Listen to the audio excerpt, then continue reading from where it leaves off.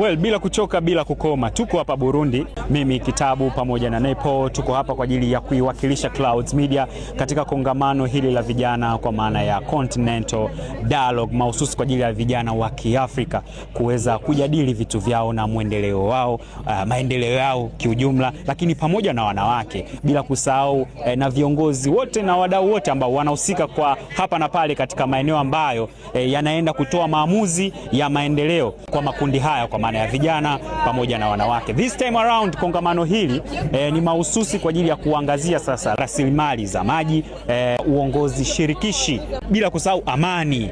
Yes, kwa sababu bila amani Afrika yetu hii hakuna kitu.